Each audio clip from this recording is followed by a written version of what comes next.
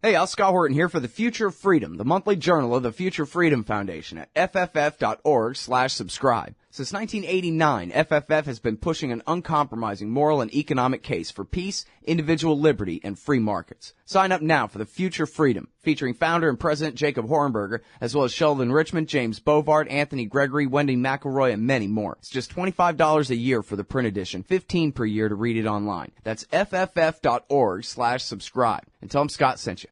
All right, y'all, welcome back to the show. I'm Scott Horton. It's my show, Scott Horton Show. I got Phil Giraldi on the line. He's the executive director of the Council for the National Interest, writes for the American Conservative Magazine and UNZ.com. That's UNZ, UNZ.com, former CIA officer. How's it going, Phil? Okay. I'm following, obviously, developments in Israel very closely. It's interesting what happened there. Yeah, well, so break it down for us. What do you think in order of importance here? Well, it's assuming that Netanyahu can pull together a coalition, which is by no means a given. It's clear that the Israeli government has moved considerably to the right. Netanyahu's appeal on the last couple of days was essentially racist and irredentist, and basically he's saying that there will be no Palestinian state, that we will not negotiate with them, and that he got out his votes by making the racist appeal that if the Jewish Israelis didn't vote for him, there were going to be a lot of Arabs coming to the poll. So it's moved considerably to the right, and I think this is something that will have consequences. Yeah. Well, yeah, it's interesting. First of all, about that racist appeal, pretty blatant there, and I guess not too worried about the long-term trade-off for, well, first of all, just how ugly it looks, saying, oh, the Arabs are going to march on the ballot boxes. Like, oh, yeah. Come on, pretty bad, especially in these PC times. It's about, if he said that on Twitter, he'd be ruined. You know what I mean? Yeah. Yeah, well, basically, I mean, he was, and of course, for the listeners, I mean, the Arabs he's talking about were the Arabs who are Israeli citizens and have been Israeli citizens since 1948. He was saying, don't let them vote, or don't, if they try to vote, we have to do something about it. Right, yeah, exactly. Never even mind the people of the occupied territories who don't get to vote at all in this so-called democracy. But yeah, these are the people who, at least in theory, have just as much right to vote as any Jewish Israeli does. Yeah, that's correct. So basically, this is like like a politician today in the United States saying, "Well, guys, you have to get out and vote because otherwise the blacks are going to vote, and we don't want that, do we?" So it's that racist and it's that unacceptable, and I think this is what when I talk about consequences, I think that Netanyahu is not going to be able to backtrack on this, not be able to walk away from it. Yeah. Well, and the fact that he's saying no Palestinian state ever, and no negotiations with them ever, essentially puts him into a corner, which I think a lot of Europeans initially, and eventually I hope Americans will find unacceptable.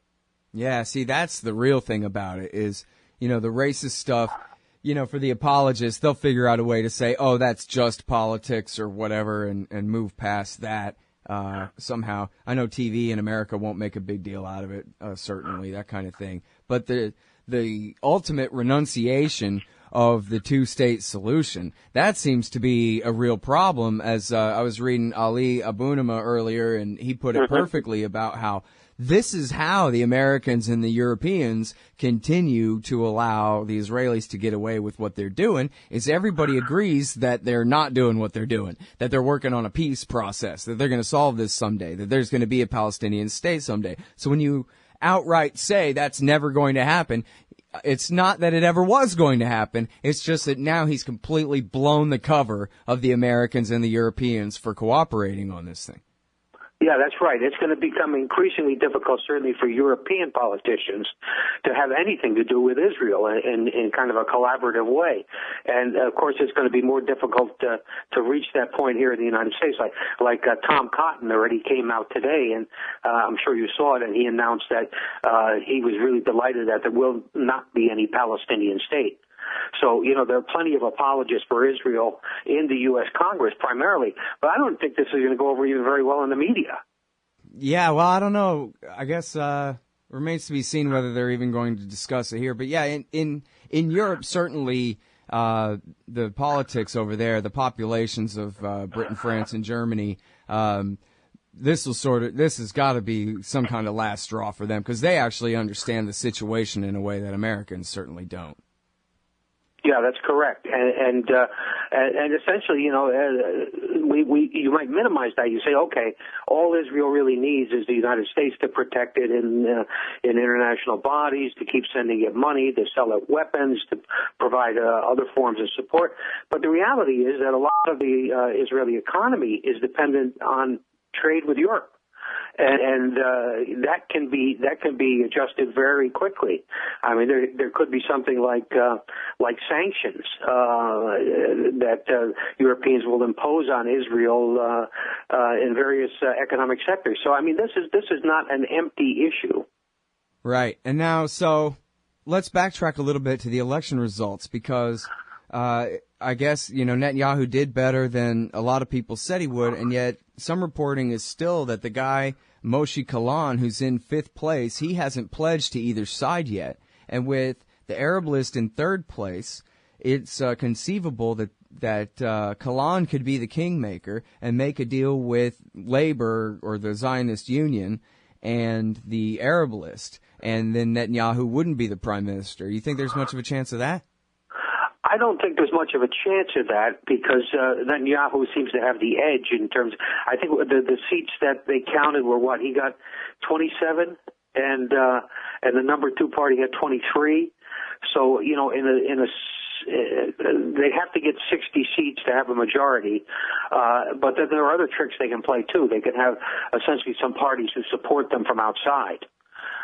Where they don't have to be part of the coalition, but indicate that they're going to give political support. And Netanyahu will get the support of all the extremist right-wing parties. Yeah, certainly if it comes to either that or turning it over to Zippy Livni and them, right? Right. Yeah. All right, well, so I don't know. I guess over at Electronic Intifada, they're saying, you know what, so much the better because, this is my way of saying it. They're basically saying you're better off just keeping W in power, being exactly what he is, and everyone can see him for what he is, with Netanyahu as W kind of thing, right? Rather than bringing in the fresh new face to carry on the same horrible policies. And so let it be this kind of, right-wing tribalist sort of outright fascist apartheid type thing rather than having Zippy Livni and this guy Yitzhak Herzog who would put more of a soft face on it and a more European, a more Tel Aviv than Jerusalem face on it for Western consumption. Go ahead and let the apartheid Israeli regime bear itself for exactly what it is, led by a guy who, after all, Netanyahu kind of fits perfectly, doesn't he, as the representative, as the head of state of Israel? Yeah, I think it does. I mean, there was another article out of Israel I saw today. I think it was on Haaretz, where it was some commentator, I don't remember who it was, said basically, well, now the Israelis have the leader that they deserve, and he deserves them. It's obviously a love fest and a perfect fit. The fascism has won, yeah. in effect, and but it's really true. I think the retrospect on this is going to be, this was crazy. They shot themselves in the foot no matter how this comes out. And it's, but of course I welcome it. I mean, I think we have to see Israel for what it is. And I think there has to be effective pressure on Israel to change things. And the only way that will happen is if everybody recognizes that someone like Netanyahu is just an out-and-out fascist. Yeah. Well, you know what? No more talking about Palestine, because what's more important is Iran's nuclear weapons program, Phil. So everyone change the subject. No, I'm just kidding. When we get back, Phil Giraldi, more on the Palestinians and on Iran and their civilian nuclear program in just a minute. UNS.com, theamericanconservative.com. Council for the National Interest.org. Hey, y'all, Scott here. First, I want to take a second to thank all the show's listeners, sponsors, and supporters for helping make this show what it is. I literally couldn't do it without you. And now I want to tell you about the newest way to help support the show. Whenever you shop at Amazon.com, stop by ScottHorton.org first, and just click the Amazon logo on the right side of the page. That way the show will get a kickback from Amazon's end of the sale. It won't cost you an extra cent. And it's not just books. Amazon.com sells just about everything in the world, except cars, I think. So whatever you need, they've got it. Just click the Amazon logo on the right side of the page at ScottHorton.org, or go to ScottHorton.org/Amazon. All right, you guys, welcome back to the show. I'm talking Israeli election results with Phil Giraldi from the Council for the National Interest, which is quite a bit different than the Israeli national interest. You might be surprised. There's daylight in there somewhere. If you squint, you can see it.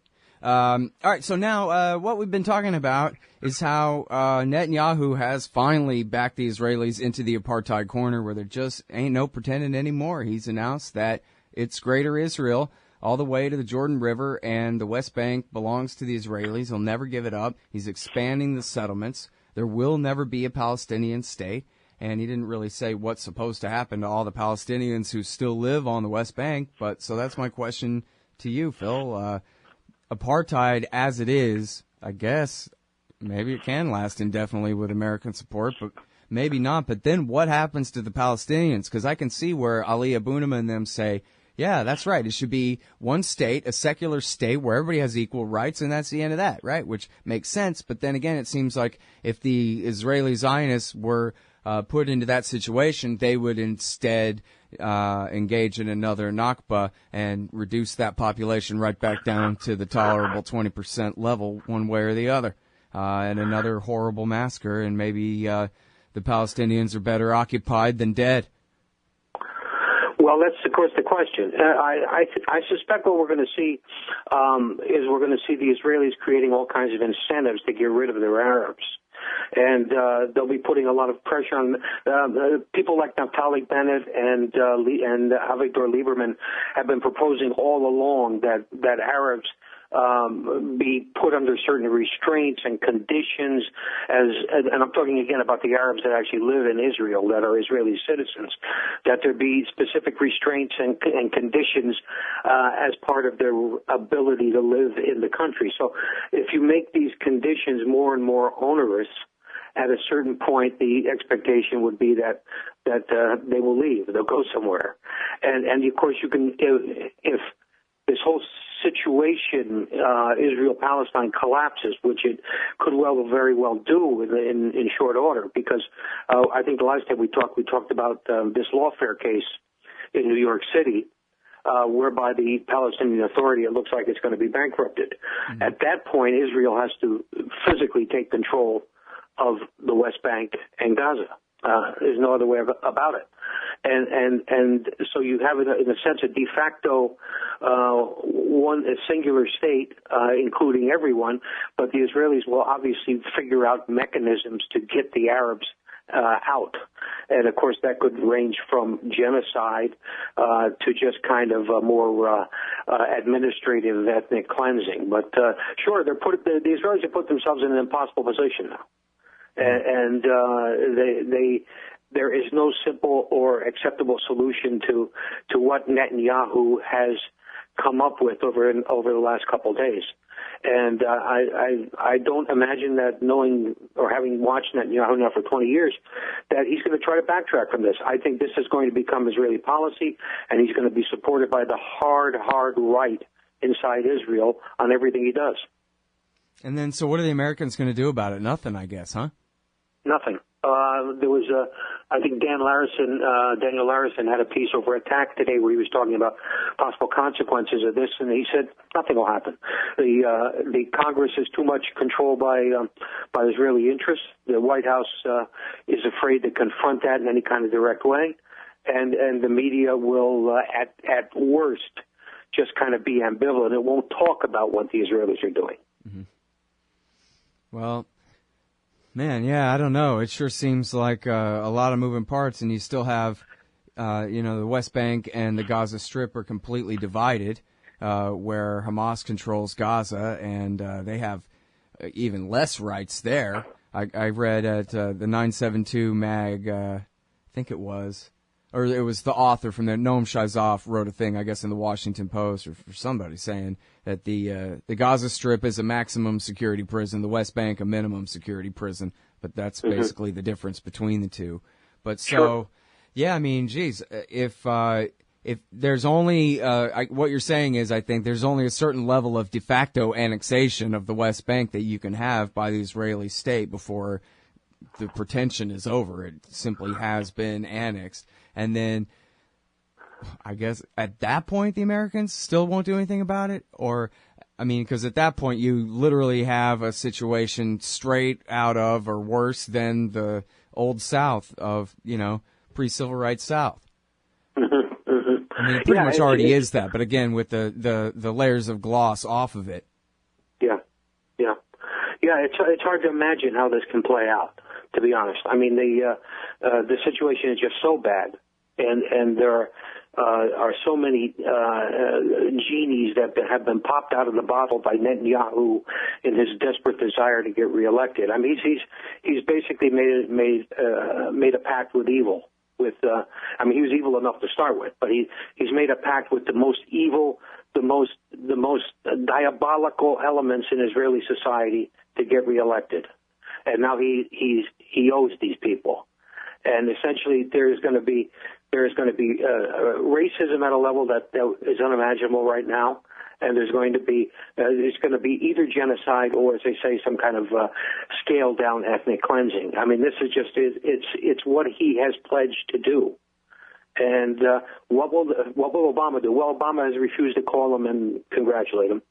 That is probably the extent of it. They're not about to cut the money we give them every year. They're not going to stop providing them with raw intelligence data. They're not going to stop pre-positioning U.S. military equipment in Israel. They're not going to stop any of these things. Now, the only light I see at the end of the tunnel is what's going to happen with Iran. If Obama is strong enough to defy the Israel lobby in this country, he'll be able to cut a deal with Iran. And that's going to cut the legs out of a lot of what the Republicans are saying, and also what Netanyahu's been saying. But I'm not sure that's going to happen. Yeah. Well, what kind of odds are you giving that? Well, I think it's almost 50-50 right now. But I having observed Obama through now 7 years or whatever, I mean, he's a very cautious player. He doesn't take risks, and one of the risks that has to be at the back of his mind is opening up the Pandora's box, the Israel issue, because there are plenty of Democrats in his party that are strong supporters of Israel, and also, of course, the entire Republican Party as a bloc, a strong supporter of Israel. So is this a risk he's going to want to take because it's the right thing to do? I don't know. I hope he will, and if he does it, he basically undercuts a lot of the nonsense that's coming out of people like Tom Cotton and Bibi Netanyahu, but he may not have the courage to do it. Yeah. Well, it seems like, man, they're so close to it now. If they fail now to sign this thing, and it's so obvious the Iranians are willing to pretty much bend over backwards to accommodate American, ridiculous demands here at this point. But I am interested though in like you said, what happens if he gets the deal? Because if he gets the deal, then he got a deal. Finally, a little political capital, right? Then everybody's got to back down a little bit. Yeah, if he gets a deal that manifestly does what they want it to do, which is essentially deny Iran the right to enrich uranium beyond a certain point with a strict regime of inspections, it's going to be hard for his enemies, and by his enemies I mean the Israel lobby and Congress, to really go against it in any kind of positive way. They're just going to look like people that are their banquo's ghost showing up at the banquet and just to make trouble. And that I think is the reality of it. But Obama has to, really has to take the bull by the horns in this case. He's got to do it.